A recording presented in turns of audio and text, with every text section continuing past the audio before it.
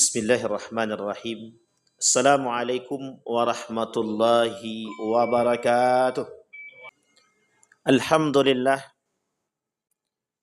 Alhamdulillahilladzi arsala rasulahu bil huda wa dinil haq liyudhhirahu 'alad dini kullih wa kafa billahi shahida. Ashhadu an la ilaha illallah wahdahu la syarika lah wa ashhadu anna Muhammadan 'abduhu wa rasuluh la nabiyya ba'd. Allahumma salli wa sallim wa barik ala hadha an-nabiyil karim. Allahumma salli ala Muhammad wa ala ali Muhammad fil alamin innaka Hamidum Majid. Ittaqillaha haqqa tuqatih wa la tamutunna illa wa antum muslimun.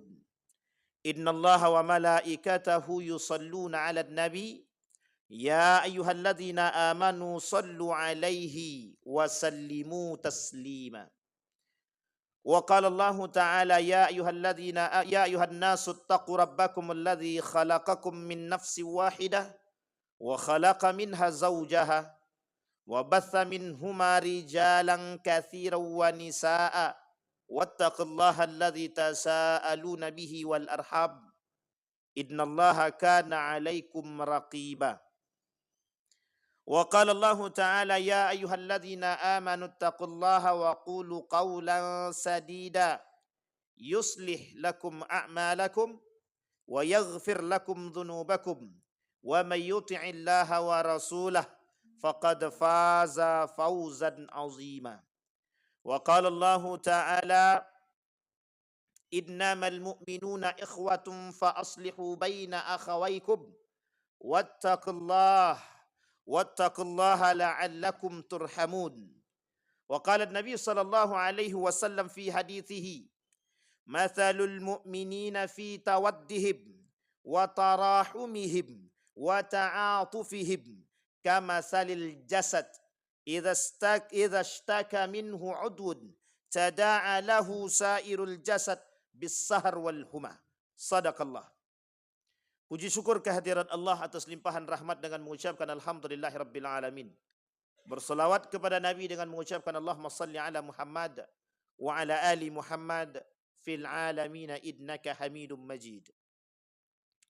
Baginda Nabi Muhammad sallallahu alaihi wasallam berpesan kepada kita semua dan menyampaikan tentang kondisi sebaiknya sebagai seorang mukmin dengan mukmin yang lain. Bahkan seorang muslim dengan muslim yang lain. Bahkan bagaimana interaksi sebagai seorang muslim dengan yang kafir atau yang disebut dengan non-muslim. Bahkan Islam mengajar kita atau mengajarkan kepada kita semua bagaimana bermuamalah yang baik antar sesama. Karena ini juga tidak keluar daripada konsep kemanusiaan sebagai manusia yang diciptakan oleh Allah. Ketika kita merujuk kepada ayat yang tadi kita bacakan, innamal mu'minuna ikhwah. Kita fokuskan kepada orang-orang yang beriman. Allah kata sesungguhnya orang-orang yang beriman itu bersaudara. Ikhwah. Kalimat ikhwah ini atau bersaudara ini, itu sangat dekat dengan pemahaman kita. Apa maksudnya? Keterikatan agama antara satu mukmin dengan mukmin yang lain menjadi bersaudara, yang antara lain antara satu dengan yang lain yang diterangkan oleh Nabi dalam hadisnya tak bisa keluar daripada rasa sayang dan bahkan tidak ada rasa benci. Bahkan Allah mengancam kebencian antara satu mukmin dengan mukmin yang lain dengan kalimat yang sederhana yang disampaikan oleh Nabi dalam hadisnya, sibabul muslimin fusuq wa qitaluhu kufrun. Bahkan kita diharamkan oleh Allah mencaci, memaki, menyakiti, menzalimi sesama mukmin, sesama muslim, bahkan bukan hanya mukmin. Tetapi kemudian Nabi berkata wa qitaluhu kufrun. Tetapi jika ada seorang mukmin yang membunuh mukmin yang lain, justru dianggap sebagai sebuah perbuatan yang kufur. Yang oleh Allah katakan di dalam ayat yang lain, faka'annama qatalan nasa jami'an. Orang yang membunuh satu jiwa yang tak berdosa dianggap telah membunuh sekian banyak jutaan manusia tanpa ada rasa yang lain, Artinya apa? Dosa yang diemban bagi orang-orang yang membunuh satu jiwa. Apa tak lagi kalau jiwa itu seorang yang mukmin atau muslim. Maka pengibaratannya adalah 1 juta umat manusia yang telah dibunuh oleh mereka. Dosanya. Oleh karenanya, kewajiban seorang muslim dengan muslim yang lain itu terikat. Dari perkataan yang tadi kita sampaikan oleh Allah, ikhwah. Sehingga kalimat selanjutnya Allah sampaikan, fa aslihu baina akhawaikum. Maka perbaikilah. Perbaiki apa yang harus kita perbaiki? Yang harus kita perbaiki adalah muamalah kita dengan sesama muslim. Jika ada yang retak, yang salah, kita perbaiki. Jika ada yang tak benar, harus kita sambung, harus kita benarkan. Maka kalimatnya fa aslihu. Apa artinya kalimat fa aslihu? Perbaikilah. Apa yang harus diperbaiki? Karena Allah tahu. Di dalam hadis Nabi sampaikan. Ketika Nabi berdoa kepada Allah, memohon 3 hal yang diminta oleh Nabi. 1 di antara 3 hal itu tidak dikabulkan oleh Allah. Apa kata Nabi permintaannya? Jangan engkau jadikan perpecahan dan perselisihan di antara umatku, kata Nabi. Kemudian Allah tak kabulkan. Kenapa? Karena Allah tahu di antara umat mukmin dengan mukmin yang lain pasti terjadi perselisihan. Di antara satu muslim dengan muslim yang lain bisa saja menimbulkan perselisihan di antara mereka. Artinya kalimat itu fa aslihu, perbaikilah. Kalimat perbaiki ini untuk menekankan kepada kita bahwa kita ini orang yang bersaudara. Artinya apa? Dengan kalimat fa aslihu, perbaikilah persaudaraanmu antara satu dengan yang lain. Ma'asyiral muslimin rahimakumullah. Nabi pernah berkata dalam riwayat yang lain, kata Nabi, haqqul muslim 'alal muslim sit. Kewajiban seorang muslim terhadap muslim yang lain. Yang digambarkan dengan kalimat haknya seorang muslim terhadap muslim yang lain. Ketika satu muslim punya hak terhadap muslim yang lain, itu menjadi sebuah kewajiban. Maka tak salah ketika ada ulama yang mengatakan ketika ada seorang mukmin atau muslim diundang untuk datang ke rumah saudaranya, tapi mereka tak datang tanpa uzur, mereka berdosa. Karena hukum kewajiban atau hak dan kewajiban sesama muslim terjalin dari kalimat ikhwah, persaudaraan. Yang uniknya lagi, terjadi di kalangan umat muslim hari ini rasa cuek yang sangat mendalam terhadap umat muslim itu sendiri. Bahkan apa yang terjadi di antara umat mukmin dan muslim saling tidak memperhatikan antara satu dengan yang lain. Jika ada saudara dia bermaksiat, kata muslim yang lain, urusan mereka, urusanku. Bahkan yang paling berbahaya lagi, ada muslim-muslim yang lain tak mengerti, tak sadar kalau tetangga dia sesama muslim telah meninggal berhari-hari pun kita tak sadar. Itu karena apa? Karena terputusnya silaturahim kita. Karena rasa cuek yang mendalam yang dimiliki oleh umat muslim yang lain. Bahkan Nabi berkata, wa idzastansahaka fansah. Jika kalian membutuhkan nasihat, atau jika saudara meminta nasihat kepadamu, berikan. Jangan engkau tak mau memberikan nasihat. Karena kewajiban seorang muslim terhadap muslim yang lain adalah memberikan nasihat. Apalagi perhatian khusus. Memang harus begitu, iya. Karena itu menjadi sebuah kewajiban. Maka tak salah ketika Allah mengatakan, ketika Nabi mengatakan di dalam hadisnya, permisalan seorang yang beriman, mathalul mu'min fi tawaddihim, rasa cinta mereka, rasa kasih sayang mereka, wa ta'atufihim kamasalil jasad. Orang-orang beriman itu seperti satu bagian tubuh. Jika tangan kanan yang sakit, tangan kiri pasti merasakan sakit. Tapi uniknya, ketika ada seorang mukmin yang dicela, yang dicaci dan dimaki, hari ini umat muslim tak merasa sakit. Bahkan ketika baginda Nabi Muhammad SAW dicaci, dimaki, dihina, tak ada satupun yang merasa sakit. Itu uniknya umat muslim hari ini. Artinya apa? Rasa simpati dan empati yang tertanam dalam diri kita, yang selayaknya menjadi akhlak kemanusiaan, yang harusnya ada dalam diri setiap umat manusia, hilang sedikit demi sedikit dari diri mereka. Bahkan Nabi kata, wa yabqal khuthalah. Artinya apa? Ketika akhlak sudah tak ada lagi dalam diri seseorang, maka akan tercipta karakter-karakter yang buruk dalam diri seseorang. Apa salah satu contoh karakter yang buruk tersebut? Tiadanya simpati dan empati sesama muslim. Bukan hanya sekedar mukmin, apalagi kepada mukmin. Kalau sesama muslim sudah tidak ada, apalagi sesama mukmin. Kenapa demikian? Karena banyak kita dapatkan hari ini seorang muslim tak lagi mau memiliki perhatian kepada muslim yang lain. Oh, tetanggaku miskin, itu urusan dia. Kenapa dia malas bekerja? Tanpa ada perhatian yang lain yang tanam dalam diri kita. Bahkan kita tak lagi memiliki rasa kasihan kepada saudara-saudara kita. Oh, tetanggaku tidak pernah sholat. Oh, tetanggaku tidak pernah ke masjid. Kita tak pernah ulurkan lidah kita. Kita tak pernah ulurkan tangan kita. Kita tak pernah ulurkan nasihat kita untuk mengajak mereka untuk dekat kepada Allah. Inilah perhatian umat muslim hari ini. Setiap orang berfikir tentang diri mereka sendiri. Tapi tak salah, karena memang begitu yang dikatakan oleh Nabi dalam hadisnya. Tidak akan terjadi hari kiamat sampai kalian akan melihat jauhnya umat muslim dengan muslim yang lain, tanpa harus memberikan perhatian antara satu dengan yang lain. Bahkan Nabi mengatakan seolah-olah umat hari ini keluar daripada apa yang dikatakan oleh Nabi dalam hadisnya. Ad-din ad-nasihah. Padahal Nabi berkata, kata Nabi, agama itu adalah nasihat. Bagi siapa? Lillah, wali rasulihi, wali kutubihi, wali a'immatil mursalin, wa ammatihim. Kata Nabi, agama itu nasihat. Bagi siapa? Bagi Allah. Bagi siapa lagi? Bagi Rasulnya. Bahkan dikatakan oleh Nabi, nasihat itu bagi Allah dan Rasulnya. Artinya apa?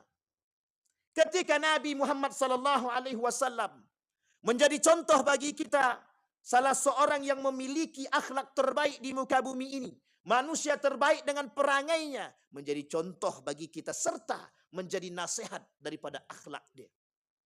Artinya apa? Materi yang tertanam dalam diri Nabi sekaligus menjadi nasihat yang tertanam dalam diri dia bagi semua umat manusia. Bukan hanya umat muslim, bukan hanya umat mukmin. Tapi uniknya, ada yang terbalik. Dengan non-muslim atau kafir dia baik, tapi justru sebaliknya dengan muslim dia tak baik. Ini muskilah kita lagi. Masalah kita yang lebih besar. Ketika mereka bersama orang-orang yang beriman, tapi justru mereka tak baik. Tapi ketika mereka kembali kepada kekafiran dan kekufuran mereka, atau berkumpul dengan teman-teman kekufuran mereka, mereka baik. Seolah-olah mereka menjadi manusia yang munafik di hadapan Allah Subhanahu wa taala. Ma'asyiral muslimin rahimakumullah. Ini nasihat bagi kita. Apa maksudnya? Betapa baginda Nabi Muhammad sallallahu alaihi wasallam mengingatkan kepada kita betapa besarnya pergaulan, muamalah berpengaruh terhadap pertumbuhan nilai-nilai agama di kalangan umat muslim hari ini. Kenapa demikian? Karena semakin tinggi orang berilmu seharusnya semakin berakhlak, semakin baik perangainya, semakin cinta terhadap sesama muslim. Bahkan dikatakan oleh Nabi dalam riwayat yang lain, kata Nabi, 3 yang menyebabkan orang mendapatkan halawatul iman. Orang yang menjadikan Allah dan Rasulnya yang paling ia cintai. Yang kedua, dia mencintai saudara dia sesama muslim dan mukmin. Artinya apa? Ketika nampak di hadapan mereka seorang mukmin bermaksiat, mereka mesti datang untuk memberikan nasihat. Kenapa demikian? Karena itu bukti cinta. Berarti jika tidak ada cinta dalam diri seseorang, atau jika seorang mukmin atau muslim membiarkan dan menelantarkan jasad muslim-muslim yang lain, mereka lebih parah daripada binatang. Kenapa? Karena mereka tidak berakhlak dan tidak mencintai sesama muslim. Maka tak salah ketika ada mukmin, ada muslim yang tidak merasa sakit hati ketika saudara-saudara mereka yang di Palestina dicaci, dimaki, dibom, dihancurkan, bahkan sampai hari ini sudah ribuan, ratusan ribu manusia yang mati begitu saja. Tidak ada rasa simpati, tidak ada rasa cinta kepada mereka. Itu disebabkan karena dha'ful iman. Iman yang lemah di dalam diri setiap umat muslim. Apa sebab? Karena mereka cinta terhadap dunia. Apa sebab? Karena mereka sudah tidak takut dengan kematian. Apa sebab? Karena tidak ada lagi nasihat dalam diri mereka.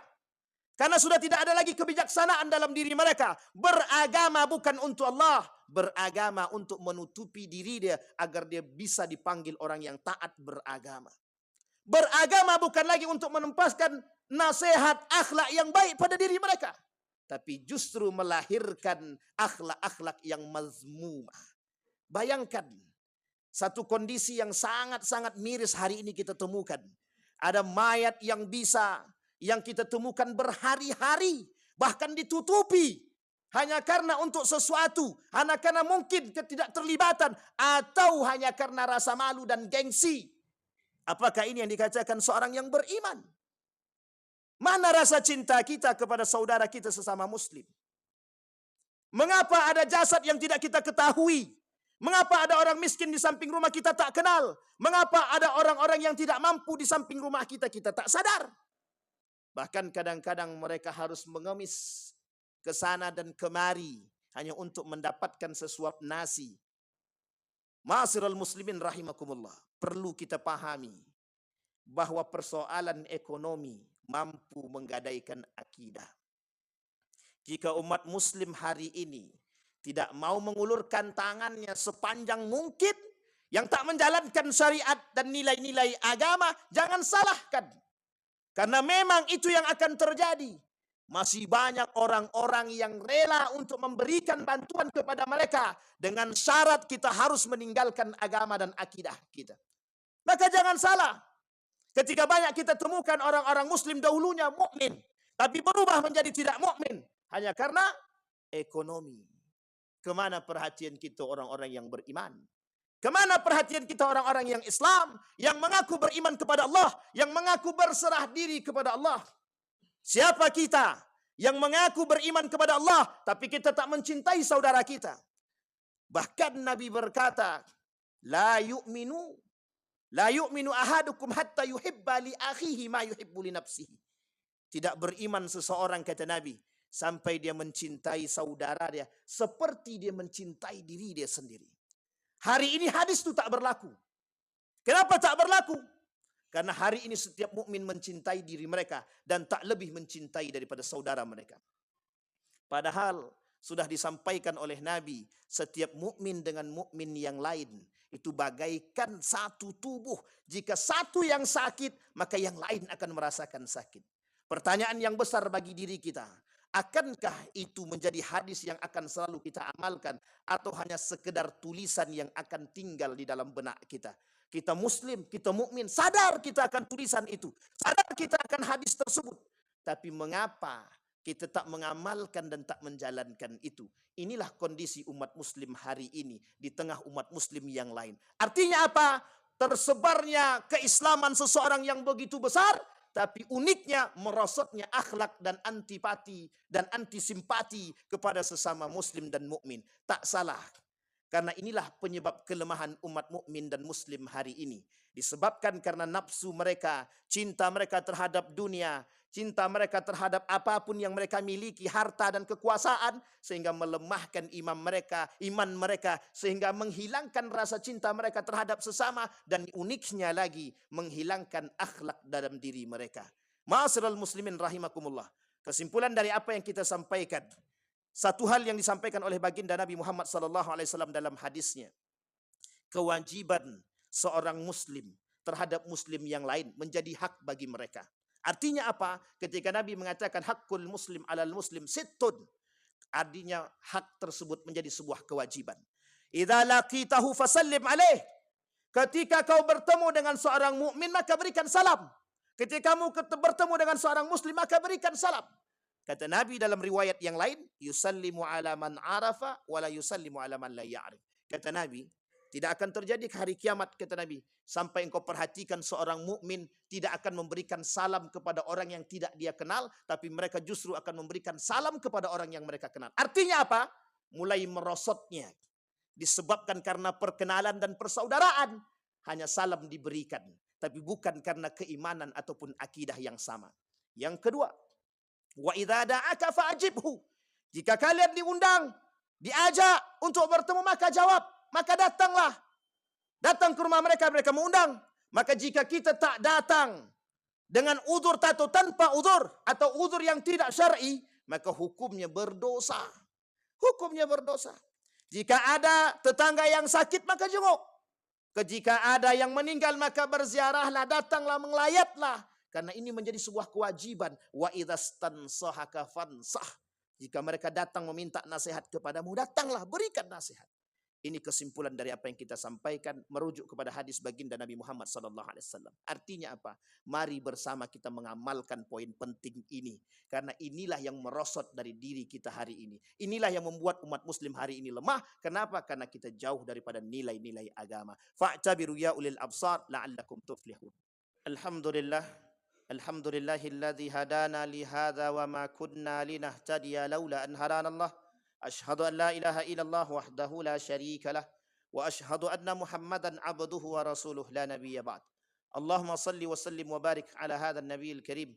اللهم صل على محمد وعلى آل محمد في العالمين إنك حميد مجيد. اتق الله حق تقاته ولا تموتن إلا وأنتم مسلمون. إن الله وملائكته يصلون على النبي يا أيها الذين آمنوا صلوا عليه وسلموا تسليما.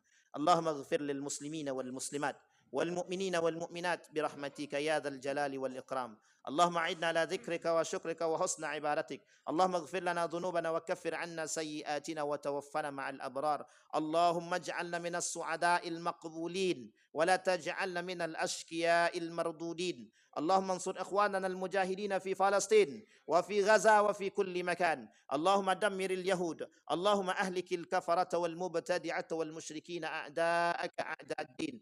اللهم اختمنا بالصالحين. اللهم اختمنا بحسن الخاتمة. اللهم إنا نسألك إيمانا كاملا ويقينا صادقا وعملا صالحا مقبولا وتجارة لن تبور. ربنا آتنا في الدنيا حسنة وفي الآخرة حسنة وقنا عذاب النار. عباد الله،